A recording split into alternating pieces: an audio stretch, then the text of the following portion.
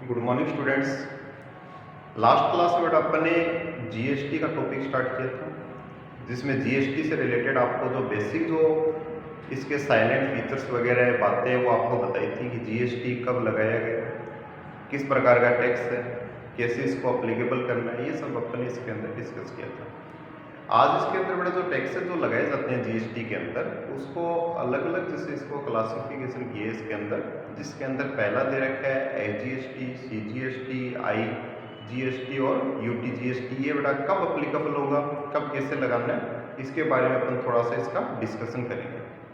इसके अंदर मेन जो बातें बड़ा वही ध्यान रखनी है कि कब सीजीएसटी लगेगा, कब एसजीएसटी लगेगा, कब यूटीजीएसटी लगेगा और कब आईजीएसटी लगेगा। तो पहला टैक्स है बेटा इसके अंदर एसजीएसटी। एसजीएसटी लगने से रिलेटेड अपने कल दो जो सेल्स है बेटा उसके तीन पार्ट थे। जैसे एक तो होती है सेल्स विद इन स्टेट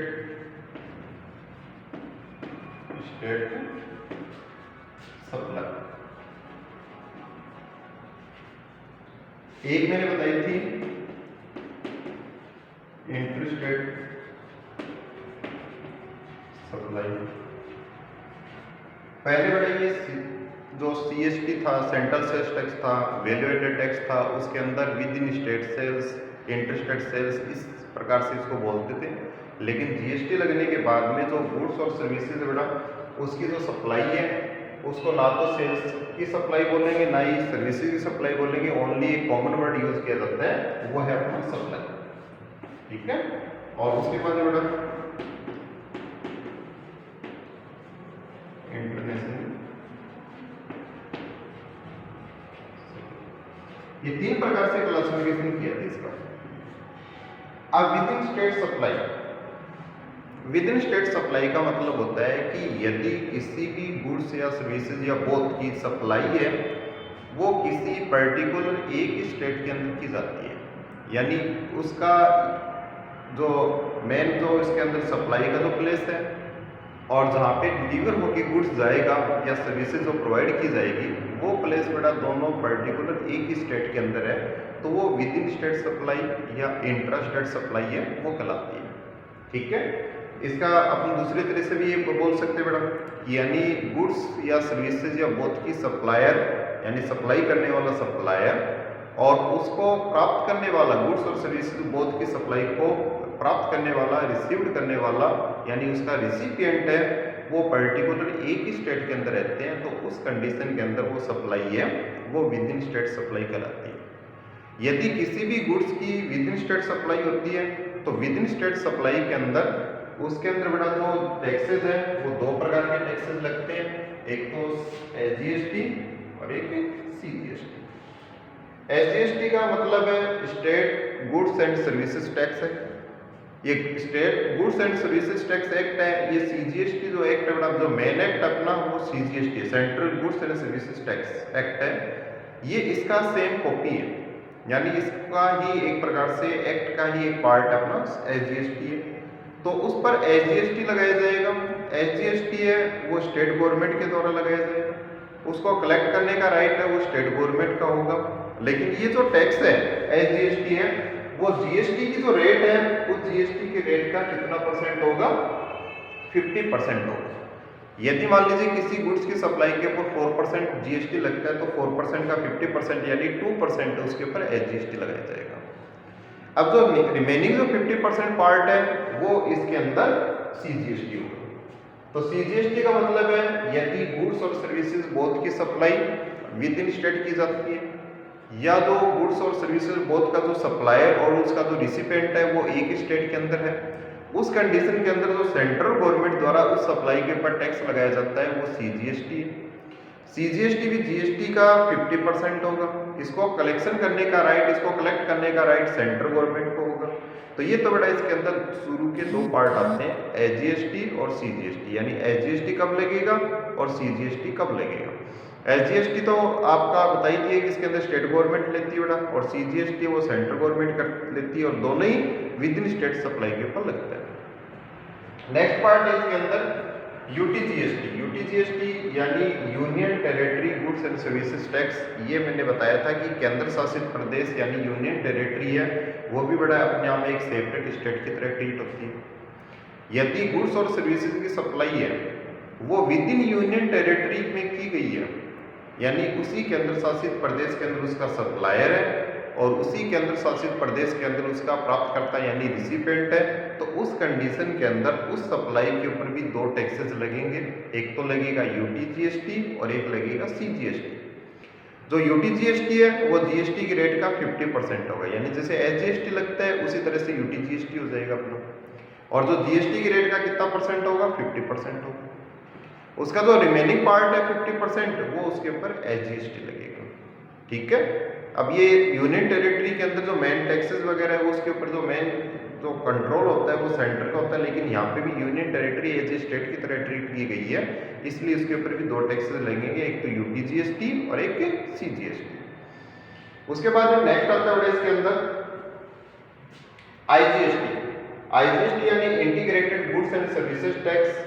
ये आईजीएसटी इंटरस्टेट सप्लाई के ऊपर लगता है, यानी गुड्स और सर्विसेज और बोथ की यदि सप्लाई एक स्टेट से दूसरी स्टेट में की जाती है या एक यूनियन टेरिटरी से दूसरी यूनियन टेरिटरी में की जाती है या एक यूनियन टेरिटरी से दूसरी स्टेट के अंदर की जाती है या एक यूनियन टेरिटरी है वो किसी दूसरी यूनियन टेरिटरी को सप्लाई कर रही है, तो उस कंडीशन के अंदर उसके ऊपर आईजीएसटी लगेगा, क्योंकि वो सप्लाई है वो इंटर स्टेट सप्लाई मानी जाएगी।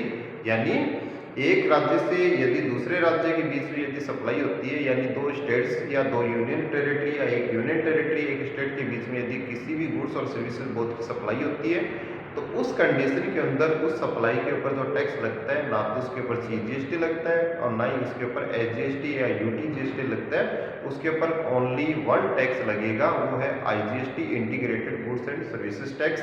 ये जो टैक्स है वो सेंट्रल गवर्नमेंट के द्वारा लगाया जाता है और सेंट्रल गवर्नमेंट जब टैक्स लगाती है तो ये टैक्स का यानी जीएसटी की रेट का 100% होता है, इसको कलेक्ट करने का राइट है वो सेंट्रल गवर्नमेंट का होता है।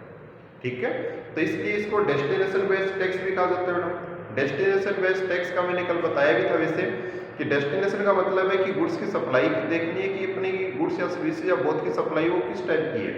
विद इन स्टेट है तो उसकी विद इन स्टेट होते ही क्या हो जाएगा बेटा, सीजीएसटी एसजीएसटी एप्लीकेबल हो जाएगा। यदि union territory with in union territory है तो यूटीजीएसटी सीजीएसटी उसके ऊपर एप्लीकेबल होगा। यदि एक स्टेट से दूसरी स्टेट, एक यूनियन टेरिटरी से दूसरी यूनियन टेरिटरी, एक यूनियन टेरिटरी से एक स्टेट के बीच में अगर सप्लाई है तो उसका डेस्टिनेशन फिर चेंज हो गया, तो उस कंडीशन में आईजीएसटी लगेगा इसके अंदर। ठीक है ना, तो ये अकॉर्डिंग टू सिचुएशन है वो लगेगी इसके अंदर। इन टैक्सेस का ध्यान रखना बड़ा आपको मेन इसमें ये इसलिए लिखा मैंने दोबारा कि कब इसमें सीजीएसटी लगेगा, कब एसजीएसटी लगेगा, कब यूटीजीएसटी लगेगा, कब आईजीएसटी लगेगा, ये बातें आपको जीएसटी के अंदर स्पेसिफिक ध्यान रखनी है कि ये सप्लाई के अकॉर्डिंग इसके अंदर डेस्टिनेशन टैक्स है, बेस्ट टैक्स है, यानी अकॉर्डिंग टू सप्लाई जैसे जैसे चेंज होगी उसी प्रकार से जो टैक्सेस है वो भी चेंज होते हैं इसके अंदर। ये तो इसकी बेसिक बात थी। अब उसके अंदर बड़ा कुछ इसके साइलेंट फीचर्स है या इसके कैरेक्टरिस्टिक्स कौन कौन सी हो सकती है, कौन कौन सी विशेषताएं हैं, वो अपन इसके अंदर देखेंगे कि इसकी जो मेन जो फीचर्स है वो कौन कौन से हैं। इसके अंदर काफी बार क्वेश्चन आता है इसके अंदर कि जो अभी स्टार्टिंग के अंदर बड़ा टैक्स लगा है इसलिए बेसिक नॉलेज के बारे में क्वेश्चन आ जाता है कि जीएसटी का मीन पूछ लेता है कि what do you mean by GST, है ना, या उसके साइलेंट फीचर्स या उसके कैरेक्टरिस्टिक्स बताइए। तो अपने को अगर पूछे तो उससे रिलेटेड अपन कुछ पॉइंट ले रहे हैं, तो इसकी कौन कौन सी विशेषताएं हैं वो देखिए आप इसमें। ठीक है,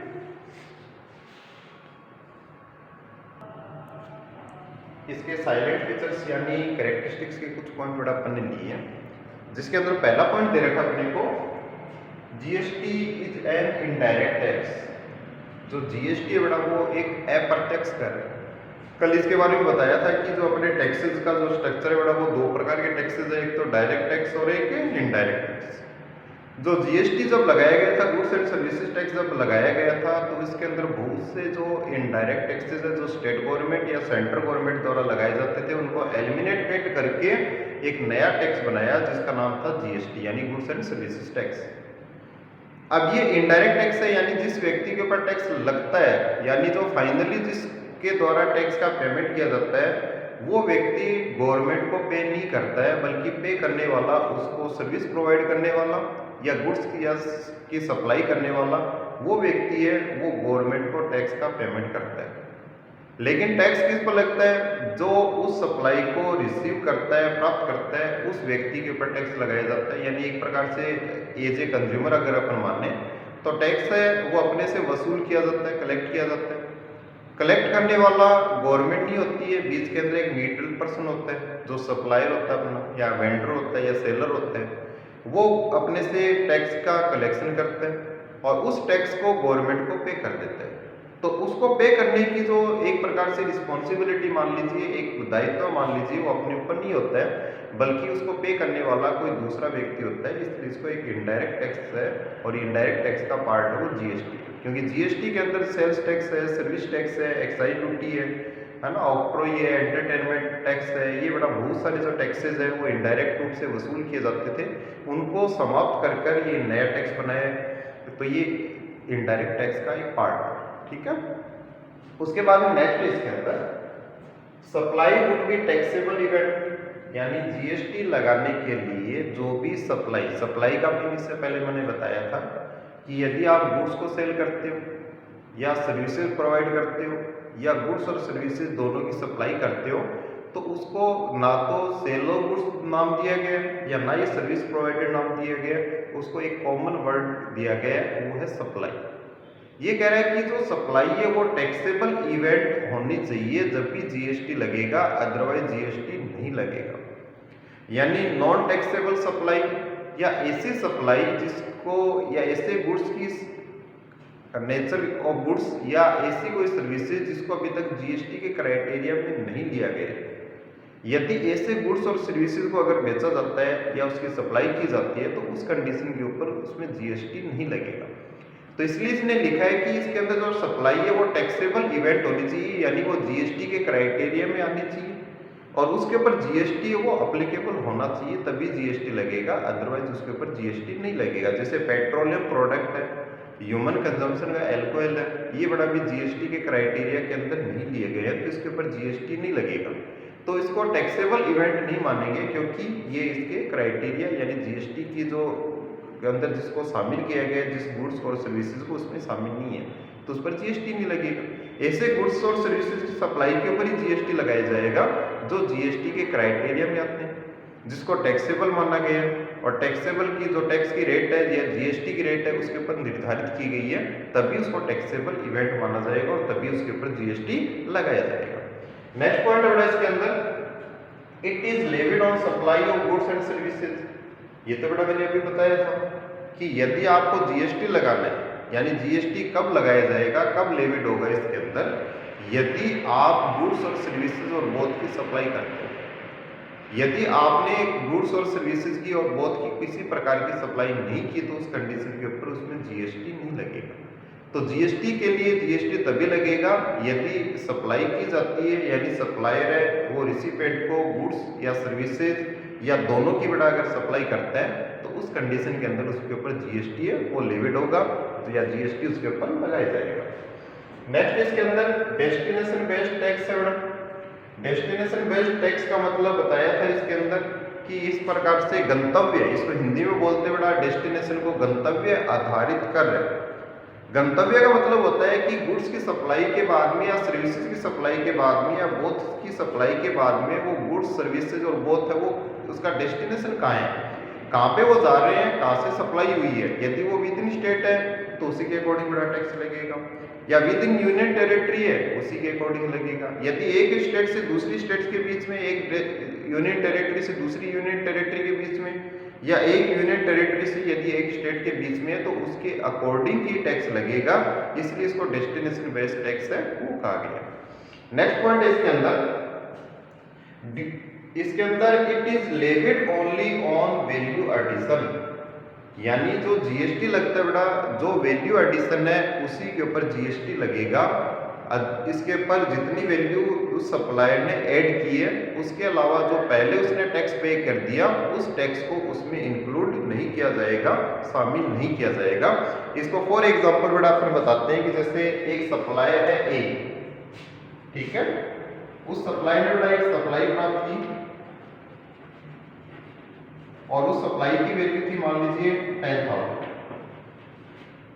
इसने 10,000 की जो सप्लाई परचेज की, इस सप्लाई के ऊपर बड़ा जीएसटी दिया इसने 5%। तो इसके ऊपर जो जीएसटी हो गया वो 500 हो गया। तो टोटल पेमेंट कितना करेगा ये 10,500 का पेमेंट करेगा और ये की, क्योंकि इसने किसी से सप्लाई ली तो सप्लायर है, उसने बड़ा 10,000 तो उसके अंदर अपना प्रॉफिट कॉस्ट वगैरह सब कुछ जोड़कर उसका 10,000 का वो सप्लाई के अमाउंट है और उसके ऊपर 5% जीएसटी है वो अप्लीकेबल है, तो उसके ऊपर 5% जीएसटी हो गया 500। तो उसने 10,500 है वो इसने पेमेंट की।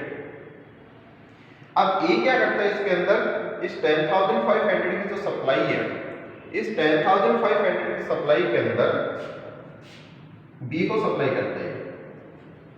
किसको करता है? ए है वो बी को सप्लाई करेगा।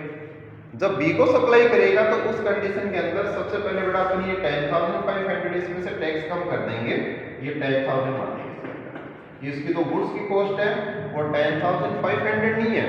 क्यों नहीं है? क्योंकि इसके ऊपर 500 है वो जीएसटी है।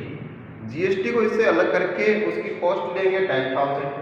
अब इसमें एडिशन कितना करना चाहता है? एडिशन का मतलब बेटा उसके अंदर अपनी एक्सपेंडिचर की अमाउंट भी चार्ज करेगा, अपने लिए कुछ मार्जिन यानी प्रॉफिट भी रखेगा।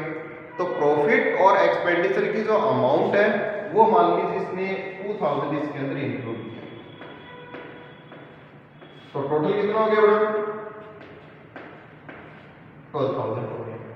अब ये बी से जब वसूल करेगा तो कितना वसूल करेगा? 12,000। अब 12,000 के ऊपर इसको जीएसटी भी चार्ज करना है, क्योंकि जीएसटी लग रहा है इसके ऊपर, इसने जीएसटी पे किया तो आगे जब भी सप्लाई होगी उसके ऊपर जीएसटी लगेगा। तो जीएसटी इसके ऊपर 5% हो गया। 5% होने का मतलब हो गया 600 और ये इससे कितना चार्ज करेगा बेटा?